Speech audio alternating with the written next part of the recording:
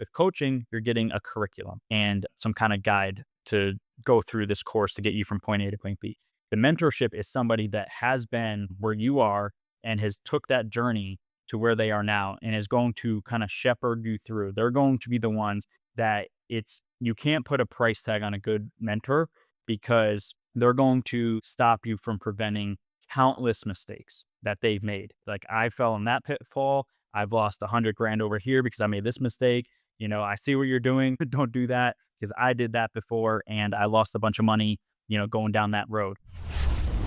Welcome to the Peak Profits Podcast, your guide to maximizing returns in passive real estate investing. Hosted by Brian Morris and Chris Ward of 7 Peak Capital, we dive into conversations with industry experts, sharing insights, strategies, and stories to elevate your investment portfolio.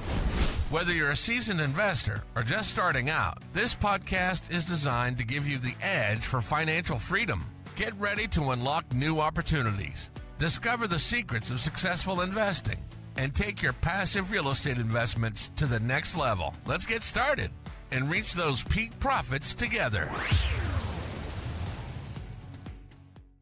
Hello and welcome back to another episode of Peak Profits. Today's guest is Vince Gethings, a US Air Force veteran turned real estate powerhouse. Vince is the co-founder of Tri-City Equity Group, Black Sand Property Management, the owner of an 8-territory insulation franchise, a 50-year-old flooring company, and now the new owner of Wheelbarrow Profits Academy, a top-tier multifamily education and mastermind platform that both Brian and I have been part of for over the 2 years. Vince went from $0 down VA loan to managing over $100 million in real estate.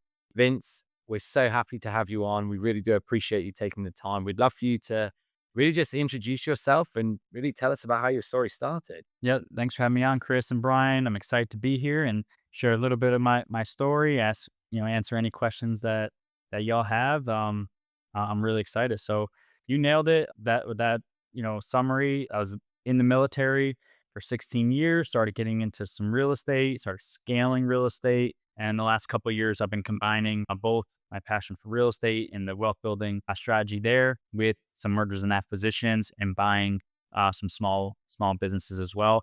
And I'm finding that it's very challenging, but if you can get those two pieces right, it's literally like having a turbocharger on your car.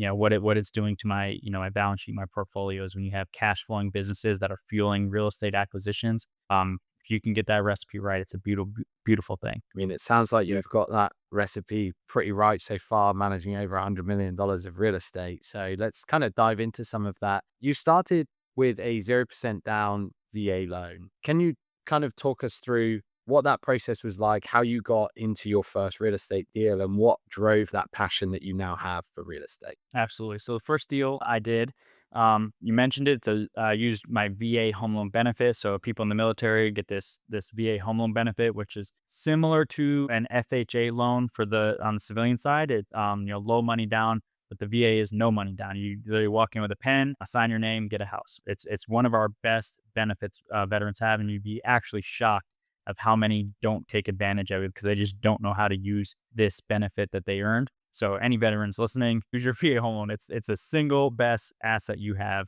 to start with. So that's what I did. 2013, I was like, I'm going to buy a house. I moved to a new duty station. I was in California at the time. And I went in, I was like, all right, I'm going to do what we call a VA house hack. So I bought essentially a house flip that I can live in and fix it up while I was stationed there. And then when I got stationed to my next place, I can sell it and pretty much flip out of that house. So that's how I got started. That's how in 2013 to 2016 is what I did.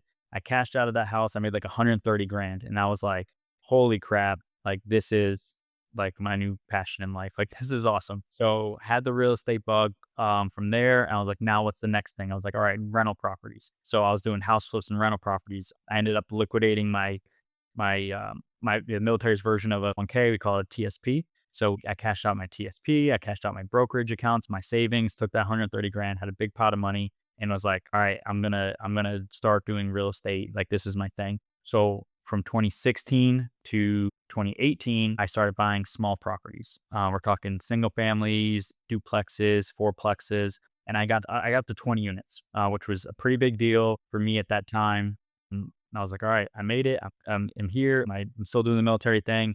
Got 20 units. I was like, then I hit your first. You hit a ceiling, like a pretty hard ceiling. Like after you get your first couple of units, you pretty much run out of cash, and you're don't really know how to scale past that. You don't know how to really do refinance and rolls. You don't really know how to like snowball small properties into bigger properties or how to get into commercial assets. That was my first big roadblock I hit, was how do I scale past the 20 units? And that's when I went out and looked for mentorship. I pretty much exhausted all the common books out there that are on this topic. I went, pretty much all through YouTube University and a couple like low budget courses that you can buy. And I was like, all right, I need to get some real coaching and mentorship. So that's when I went out, researching some groups, found a group, joined it. And then within 6 months of joining that group in 2018, so now it's 2019, we bought a 52 unit. And that was the start of my company, Tri-City Equity Group. That is now, we scaled up to, over 1,000 units. I think we've done 1,400 maybe units and transacted, but, we bought some, sold some. So I think we're floating right around 850 units right now. That was the start of that company, Tri-City Equity Group. And then, from 2019 to now, it's just been working this process that we call the conveyor belt, which is essentially 5-year long conveyor belt. That is how I visualize my asset planning strategy. And every 90 days to 6 months, 180 days, our sole goal is to put a new asset on that conveyor belt pretty much once a quarter, once every other quarter. And as that conveyor belt fills up, we're building equity, we're getting cash flow, we're getting the tax benefits, the market's appreciating, the tenants are paying down our loans, and then it falls off that conveyor belt either through a sale or a cash out refinance. And then we just take that money and redeploy it. And now we're at a point now where our conveyor belt's full because we've been doing this since 2019. So now every 90 days to 6 months, we're having these big cash outs, and it's been a beautiful, beautiful thing to set this business up and this process up and actually work it. And it's not rocket science. It's just, you got to be consistent with it. So that's kind of where we're at right now. That's an amazing journey and a lot to unpack there. Obviously, in 12 years since you started in 2013, even back then in 2013, you could probably reflect, a decade ahead or 12 years ahead, and you could never imagine, you sitting in the shoes of where you're at now and the amount of real estate you've transacted and kind of the journey you've been on since. So I guess going back, you mentioned a lot of your first real estate deals, and when you saw like the success that you had in that flip and making 130,000, and that was kind of a light bulb moment for you. It sounded like real estate is the path that I can really build wealth. And you hit a little bit of a ceiling there when you kind of tapped out on residential loans. So can you talk a little bit about what that transition period was like and the importance of joining a mentorship group to get you from residential loans, which are typically anywhere, quadplexes, triplexes and below, into, you jumped into a 52 unit, but I'm sure there was a lot of education, a lot of mentoring, a lot of coaching and understanding how multifamily and commercial underwriting works. So can you talk to us about that transition, right, between jumping from a residential 20 units, getting a mentorship and going into commercial, and the importance of the mentorship program for you? The biggest thing is you don't know what you don't know. And there's a lot of people, a lot of very smart people out there that kind of discount coaching, mentorship. And it's really hard right now because it's like everybody's a guru, everybody's a coach. And like you get on, any social media platform and somebody's selling a course. So it's a lot harder now to figure out who's the real deal and who isn't, versus when I was looking, there was only really a handful of options. So I called each one of them, interviewed each one of them, and then I landed on, these guys, Jake and Gino, and I was like, these are the guys, like they are the real deal. And that's when I ended up joining back then. What I was saying is that like you don't know what you don't know, and there's some things that you can get from books. Sure, there's some things you can get from YouTube, but there's a difference between coaching and then there's mentorship. And it's a very important distinction. Coaching is going to be your academic curriculum of here is the knowledge and the resources of how to accomplish a task. Any college course you've ever taken, it's very theoretical, regimented. Here's the course, here's the learning outcomes we want you to accomplish if you get that. That alone is a big factor between different coaching platforms, is the quality of education, the depth of that education, the resources you get. with that education, are you getting one-on-one coaches? Is it group coaching? Are the resources updated? Or are you just going to get kind of like some PDF files and a couple videos to watch? So getting to understand like what you're all getting with the coaching is going to be important. And then you get into mentorship. Mentorship is very, very different than coaching. A lot of people use those terms interchangeably, but there is a big difference. With coaching, you're getting a curriculum and some kind of guide to go through this course to get you from point A to point B. The mentorship is somebody that has been where you are and has took that journey to where they are now and is going to kind of shepherd you through. They're going to be the ones that you can't put a price tag on a good mentor because they're going to stop you from preventing countless mistakes that they've made. Like, I fell in that pitfall. I've lost 100 grand over here because I made this mistake. I see what you're doing. Don't do that because I did that before and I lost a bunch of money, going down that road. That's the difference between a coach and a mentor, is that depth of experience. They have been down the road that you're starting your journey on. And that was really important for me. And again, a lot of time when you're at the beginning of this journey, you don't realize that yet because you don't know, you can't see around the bend. The mentor can. They've been there. So having done both, the coaching and mentorship, both are very, very important, but it is a distinction. They are separate. As far as like hitting that 20 units, I think anybody can go out and read a couple books, go online, get, maybe a $99 course or some YouTube stuff, and they can probably take down a residential property, a duplex, fourplex. And that's not a bad thing. You got to start somewhere, and actually encourage starting with a small property. I know there's a lot of people like, oh, go big or go home, all this stuff. But I definitely caution away from that. I'm in the camp of start with a small property because you're going to make mistakes regardless. Even if you had the entire playbook written out, you're going to mess something up because you're human, and that's what happens. So would you rather mess something up on a property that is, a fourplex where, hey, you can mess something up, but you're not going to go bankrupt on a 4 unit. Like, you might skin your knees a little bit and like, oh, that stings. I made that stupid bonehead mistake and it cost me 10 grand, but you're going to survive it. You're not going to go bankrupt. You're not going to lose your house. The new people that are jumping in, like, all right, I've never done a deal before. I'm going to jump in and buy a syndicate 100-unit apartment complex. You mess that up, you're going bankrupt and you're losing, your grandma's, retirement account, and that's where I've seen this happen. Obviously, y'all probably have seen this happen. I definitely caution away from that. Like, just start small. I call it, in my group there, I call it like the sandbox properties. Hey, this is like your little sandbox property. You go get a 4-unit, a 5-unit, learn the business, learn it from start to finish, learn all the different aspects of a commercial real estate asset, and then you can scale from there and scale safely because you have all the pieces to the puzzle now. That's really, really good advice for people that are looking to get started and ultimately progress into where you're at, Vince. I think one of the really interesting things that you mentioned is that you kind of knew or felt like you had hit that ceiling and that coaching and mentorship was next in line for what you felt like you needed to progress to the next level. Like, how did you know that?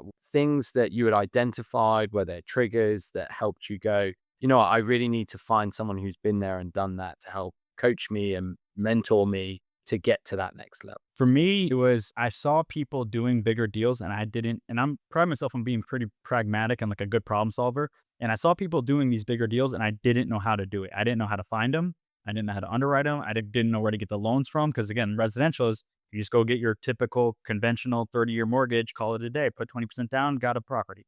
The commercial, it's literally an entirely different set of rules. You have different bankers, different brokers, different relationships. Like, everything is different, different insurance. And I knew that I saw these people doing these deals and I had no idea how they were doing it. And then also the numbers were much bigger, right? Like my fourplex was $260,000 when I bought it, and then I get into this 50-unit and it was 1.5 to $2 million for my first 50-unit. And I'm like, all right, like, I definitely, like, the stakes are higher, like higher risk, high reward. I don't know how to, make that leap. And there's people out here that are doing it. It's like, I'm not reinventing the wheel here. There is a proven playbook on how to do this. I would just pay for their experience. So the coaches that have built this stuff, like, they had the experience, they wrote it all down, they organized it. Like, I'm paying to shorten my learning curve by like 10 years because I'm paying for all their experience up front. And, it was invaluable to do that. Yeah, I think that's an important point that you make, is not only the cost of the mentorship that you're paying for is valuable. And oftentimes, like, right, it's not cheap to pay for a really high worthy and good mentor. But at the end of the day, what's the cost that you're saving on the mistakes that you potentially could be making, right? Like there's so many things you don't see. There's so many mistakes you've heard about people making when they try to go out there themselves. And that's invaluable in itself. I want to dig into a little bit quickly about that 52 unit and being your first commercial deal. Did you syndicate that? Did you raise capital for the first time? Who did you partner with? What market was it in? Can you just kind of give us a high level overview? Being the first time you went into a larger commercial deal, what were your thought processes going into it, and how did you make that deal happen? Great question. Let me think. It's been so long since I thought about the bridge portfolio. All right, this is how it went down. Uh, I was in Hawaii at the time, so to add some complexity to this, I had been stationed On the beach. Yeah, so I went from California to be stationed at Hickam, Hawaii, the Air Force Base there, Pearl Harbor, Hickam, and I had just joined this coaching group, and I was like, all right, now I'm like literally like the furthest you can be away. I'm like 9 hours from market. So the way I thought about this was, okay, what markets do I have a competitive advantage in? A lot of people are like, oh, well, you need population growth, job growth, income growth, all those things. That is absolutely important. Those metrics are my foundational KPIs for a good market. But being that so far away, I needed something else. I needed a competitive advantage. That drove me to Michigan, which is not generally a great market. But my wife's family's from Michigan, and her whole family lives in Michigan. So me being in Hawaii, I had boots on the ground there that could help go drive by properties for me, check out different markets, give me the kind of the lowdown on certain streets, like, hey, that's not a good street, like, because I'm not from that area. So I leveraged their decades long experience of living in this town for 50, 60 years. And I used that as my competitive advantage to be able to confidently go put offers on properties, even being, 3,000 miles away, because I could lean on their experience in that town, in that market. So that's how I picked the market was Michigan. Again, not a great market. There's much better, Sunbelt markets or whatever are a lot better. But having that competitive advantage, the local boots on the ground of people that you can, know and trust is what moved that one to the top of the list for me. And price per door is much cheaper than pretty much everywhere else, which also was important because it was my first deal. Yeah. So I found this deal on the typical MLS site. I don't know if it was like LoopNet or something like that, but it was not a great place to look. But again, I didn't know a whole lot. I didn't have any real broker relationships. So the way I found this deal, I'll give you a good nugget on how to find properties like this. So you go on like the web if you don't have any broker connections. So you go on the normal websites like LoopNet, Crexy, or whatever, and you figure out the properties that are listed. Those properties are probably crap. That's why they're on those websites. But you want to see who's listing those properties. What brokerage is out there listing all of the commercial assets? And that's how I found this property. I saw this brokerage. I think it was like GREA or something. I saw they had some property listed. And I said, hey, I forget, Colin, I see you have a property on 123 Main Street. I'm not really interested in that property. What else do you have? And then boom, got the deal. They had this property they'd been sitting on for a while, and it's 52 units. There's actually 3 different buildings, kind of all right next, 3 different small complexes all right next to each other. So it was what we call an assemblage portfolio, but they're all really close. So it's kind of operated as one property. 52 units. I think we purchased it at 1.4 million. We got local community bank debt, 25-year AM loan, 5 or 7 year term. I don't know what the interest rate was. I don't remember, but whatever the market was at the time in 2019. So your local recourse community bank loan. We operated it for about 2.5 years, and we ended up selling it for 2.5 million. And we cashed out $1 million on that. The partners, I found my partners at a local real estate meetup in Hawaii, and I went there and was like, who's looking to get into multifamily on the mainland, and started getting some numbers on 3 guys to partner up with me. We split it 25% each way. I think at the time we had to put up like maybe 120 each or something like that, which is convenient because I just got 120, like 130, So, we were able to make it happen. And out of that was our first deal. That was the start of Tri-City Equity Group on that 52 unit. It was only our money, JV. Out of those partners, 3 of them are still here. So only one of them kind of went off and kind of did his own thing. He's still active duty Army, so he's still bouncing around. But we're still together. We've done over 100 million in assets, 17, 18 apartment deals together. 7 of those have gone full cycle, meaning they fully transacted on the sell side, and we're all still together. It's been a good ride. A little bit of luck on those landing those partners on the first try. Most people don't. get that lucky. Yeah, I just wanted to, how quickly from when you picked up the phone did that deal come to you? Was it like almost instantly that when you said, I'm not interested in that one, but what else do you have? Were they just sat on it, or did it take a little while? Because I don't remember. It was probably a little while, but it wasn't like we were a long time. It's much harder to get deals, today when we're recording this 2025. It's a lot tougher. In 2019 or 2018, 2019, there's a lot more mom and pop, that C-class value adds. There was a lot more of those around. So I don't think it was like the first call, but it was very quickly, like maybe a month or two, we were able to kind of get some deals that, make sense. But the idea of that was pretty much figure out the brokers that are doing deals in the market, because that you will find once you get into this that the 80-20 rule definitely applies. Like 20% of your commercial brokers control 80% of the transactions in the market. So you just got to figure out who are the top 2 or 3 brokers that are getting all the deal flow in your market.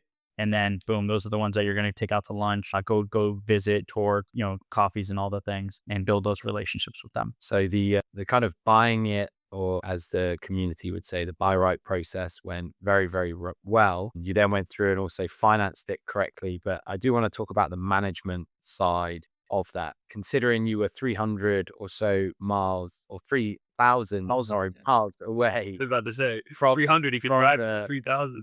how did you manage it from a day-to-day perspective to ultimately increase the value by $1 million? Because that's absolutely incredible. The best thing that we've ever done, and this is regarding, so now I'm vertically integrated. So we've taken our property management in-house, and it's all in-house now, but at the time it wasn't. And for most people, it's not feasible to do that. And I probably wouldn't even suggest doing that unless you're very, like, you don't have a day job. This is what you do. The best thing we've ever done is the cadence of accountability and setting up the structure to where we have our weekly level 10 meeting and go over our KPIs like without fail. Like, it's a non-negotiable meeting. And we've set that up from day one with every single property manager we've ever had, where we have what's called our pulse check. And a lot of this is derived from books like Traction, like the Gene Wickman book Traction, or the Vern Harnish Scaling Up. Those 2 books are pretty much what laid the foundation of this. And I think any business you do needs to have those integrated. Like, any business, I don't care what it is. If you want to not go crazy, read those 2 books and implement them.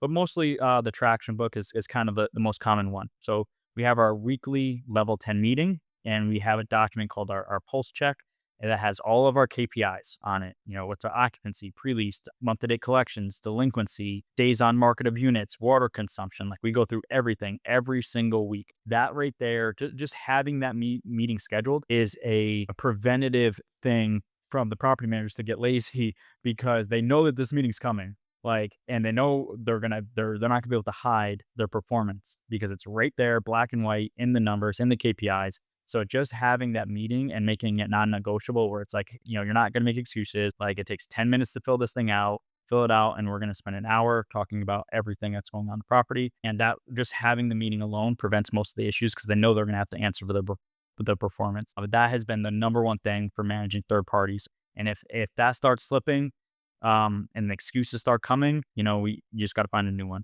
We can go down a whole rabbit hole just on third party property managers and kind of like checks and balances. But that is, if you can just get that thing right, the non-negotiable level 10 meeting every single week with the KPI sheet, that's going to solve like 80% of your problems. I've heard of level 10 meetings before. Can you just give us a high level overview of what that means and what that has done for your business? Yep. So the level 10 meeting comes from those 2 books. I don't know which one it is. I don't know if it's the Traction or the Vern Harnish book, the Scaling Up. But essentially, it's going to be your framework for a meeting with an agenda, and it's going to be a strict adherence to that. So you're gonna have your meeting the same time every single week, and you're gonna have this document that's guiding you through, this agenda that's guiding you through, where you're gonna open it up. You're gonna have a living document that has all of your key performance indicators on it, your KPIs on it. And since we're talking about real estate here, versus a lot of your audience, you said, was kind of like sales. Your sales would be, how many leads you got, how many of those converted to calls, how many of those calls converted to second calls or closings. And it's, for sales, very common having these sheets. So it's the real estate version of that, which is, what's your occupancy, how many people moved in, how many people moved out, what's your pre-leased occupancy, what's your collections, what's your delinquency. things like that. So that's mainly what the document is, and that's how we go over it, and it's just very consistent. That's the thing, because you want to track week over week KPIs so you can spot a trend really fast. Because the default for property managers is to not talk to you and send you a monthly report and pray that you don't call them and bother them. And so what's going to happen when you get your monthly P&L or your monthly owner statement from a property manager and your property is declining? Guess what? It's not declining now. It's declining a month ago and you're just seeing it now. Like, you're already a month behind before you even notice that there's a problem to even fix. So by the time you even start fixing it, now you're 2 months behind and off track, not any 3 months. So if you run the property manager kind of playbook the way that they want it, it's you're going to always underperform, which is going to be essentially, don't call us too much and we'll send you an owner statement, once a month, and a distribution if there's any money left, which is a whole nother thing, because there's always a reason why there's no money left. If you just leave them up to their own devices, there's always a reason to spend something. Because again, it's not their money, and no offense to them, I'm not trying to be a property manager, but the truth is, it is not their money. You're right. They don't have any skin in the game. So you need to be on top of the budget and make sure that they adhere to a budget as well. And there's a law on that. It's called Parkinson's law, which is however much you give them, whether it's time or money, it just always happens to all get consumed. So you have to give them less. The famous example of that is, you give a college student, a month to do an assignment, it's going to take exactly a month. You give a college student a week to do an assignment, it's going to take them a week. You give them that same assignment, say, hey, I want 48 hours or you're failing. Guess what? It's magically going to get done. That's Parkinson's law. The same thing applies to budgets as well. You give them an open checkbook. Guess what? At the end of every month, you're not going to have any money left. They're always going to find a reason to expense it out. So you need to have tighter controls. And with the weekly pulse checks, you have like really tight controls on it, because now you can look at that expense statement every week and say, hey, why did you spend $250 at Staples? Oh, we need a flyers. And I'm like, I didn't prove any flyers. So what are we doing here? So you can catch that stuff faster rather than, waiting to the end of the month and realize you're over budget and your property is declining.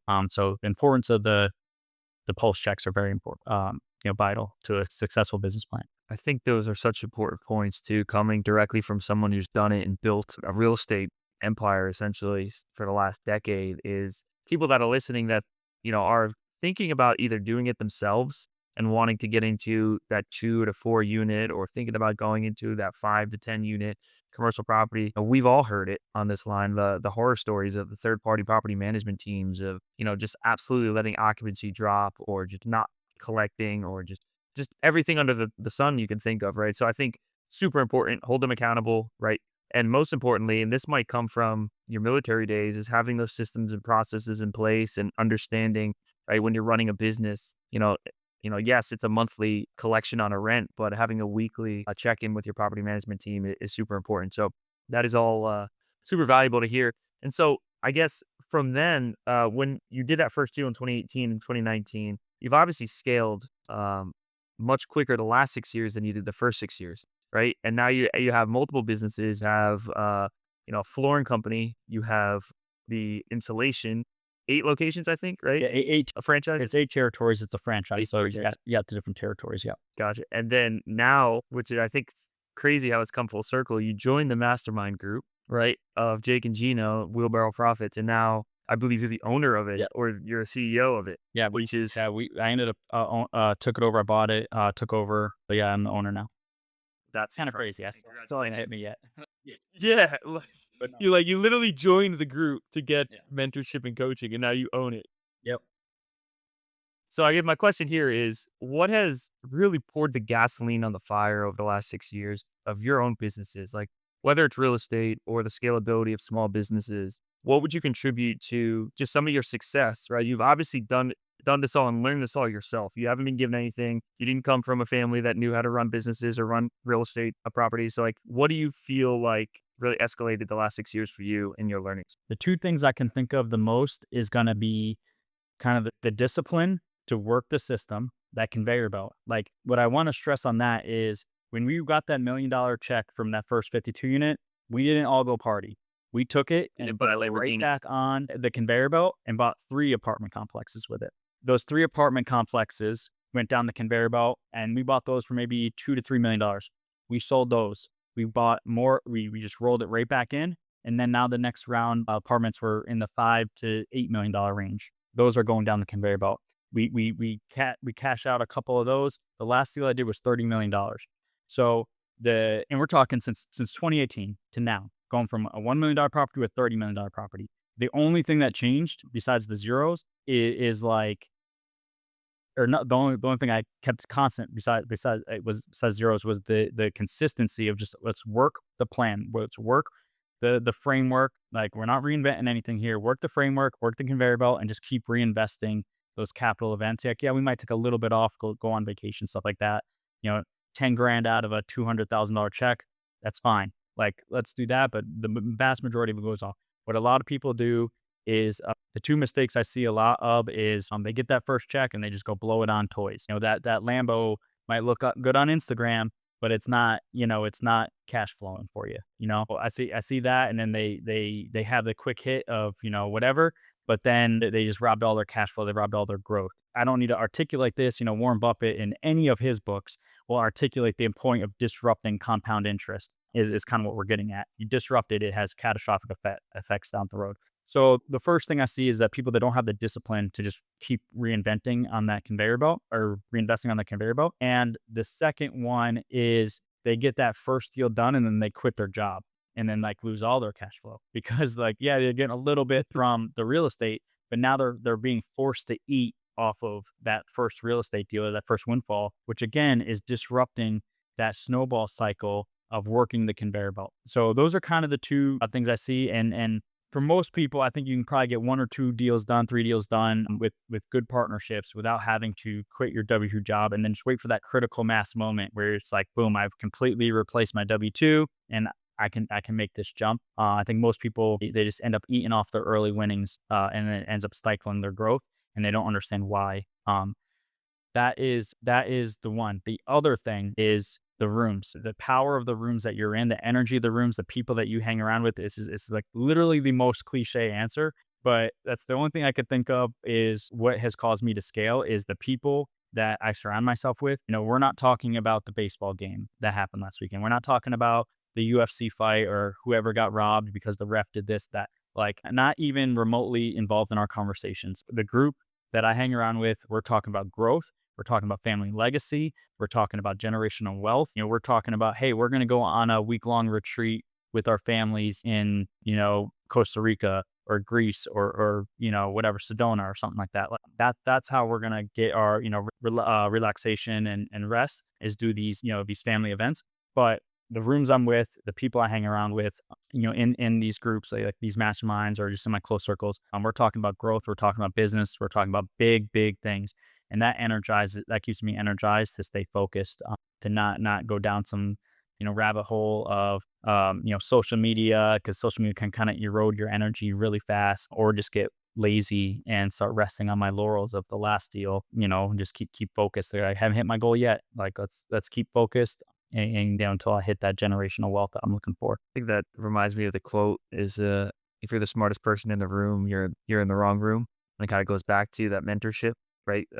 Surrounding yourself with people who have done it before, who have been there, who are where you want to get to, and then collaboratively, if you're in the same room with a lot of those people, right, you're gonna have a lot of growth together. Absolutely. And again, it's one of those things like when we talk about like getting a mentor, it's like you can't put a price on it. You can't even articulate why this room, this event you went to, or this exclusive thing that you did, like elevated you, but it did, and you can't articulate it. But it's like, but if I wasn't in that room, I wouldn't have made this connection to this guy or this gal that led to this deal that literally set me up to that next level. Like, and you're trying to tell people that haven't been in those places, and it's just really hard to articulate it. But it's there. The power of the rooms and in those groups is very important. Yeah, I think one of the other things that really hits home, and I'm probably speaking for both Brian and I here, is the whole not quitting your W-2 too soon, almost, is making sure that you have supplemented that to the same level, or at least covered your expenses, etc. Because both Brian and I still work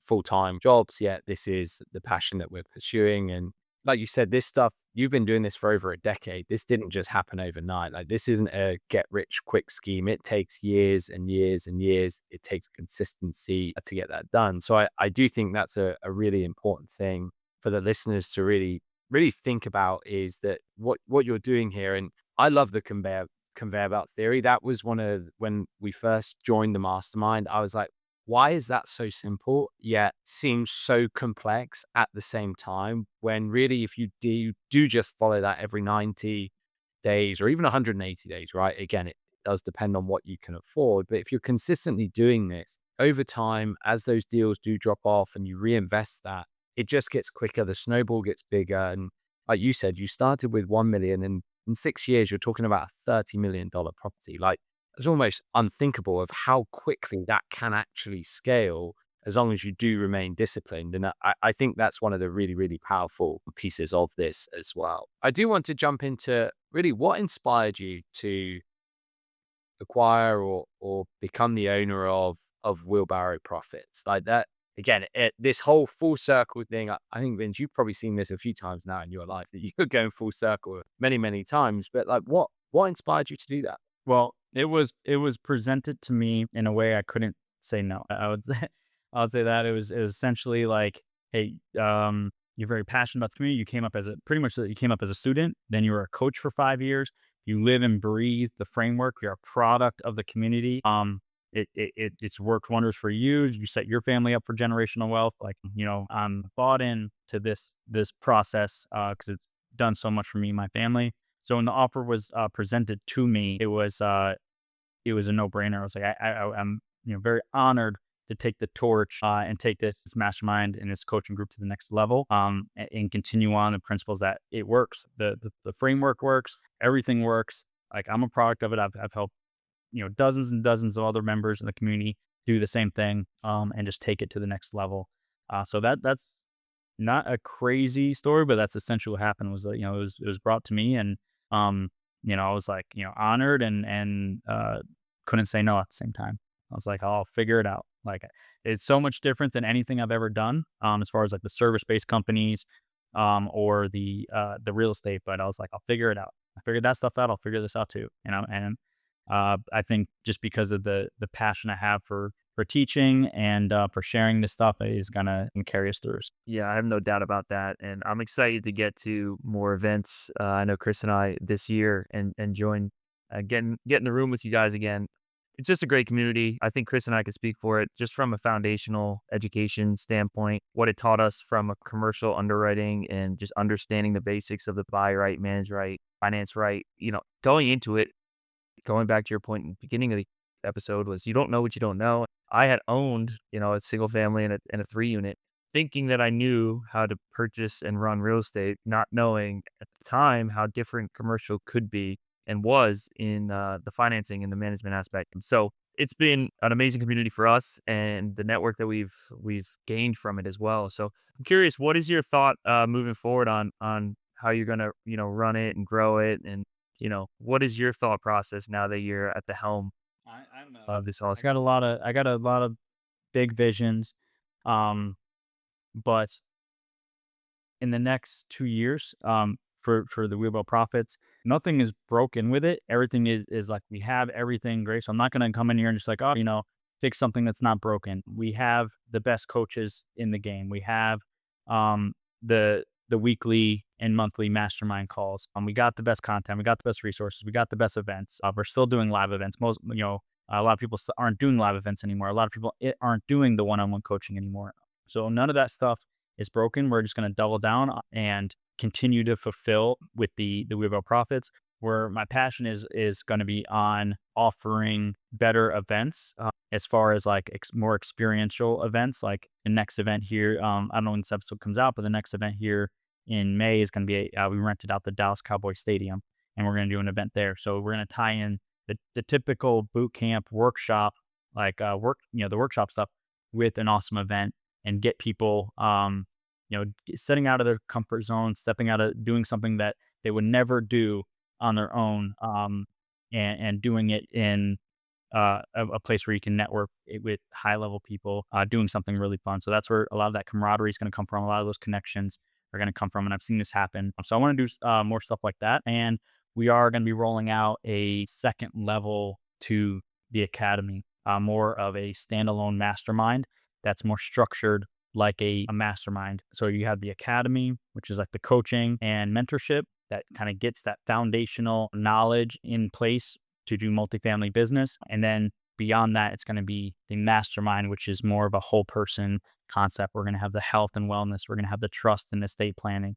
We're going to have business acquisitions. We're going to have, a bunch of other things, money raising and brand building. Like so many partnerships I have formed and contracts drafted for this level 2 mastermind for the people that are kind of graduated from the academy, so to speak, and really like take them to the next level is what I'm really passionate to bring to the community. Hopefully we're timing kind of like a Q3 rollout, maybe for the end of Q3, because I want to get it right. But that's where my big vision is going to be into that second level mastermind. That's really exciting. I'm definitely looking forward to seeing everything you've basically just said, because all of those things are definitely things I'm very much interested in. And I know that it's conversations Brian and I have every single day, essentially, whether it's branding, whether it's health, obviously real estate, naturally with what we're doing. Where can people that maybe haven't heard of Wheelbarrow Profits or before, where can they kind of reach out to somebody and speak to somebody about how they could potentially get involved in the academy then? Yeah, thanks for that. For ones, they're just kind of looking around for more information.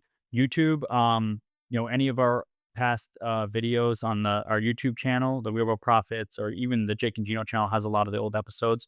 So you're going to get a lot of good information there if you're just kind of just want to get a little bit more. If you want to see what looks like to be a part of the program, you can reach out to me on any of the social medias. I'm probably the only Vincent Gethings or Vince Gethings on any of the social medias.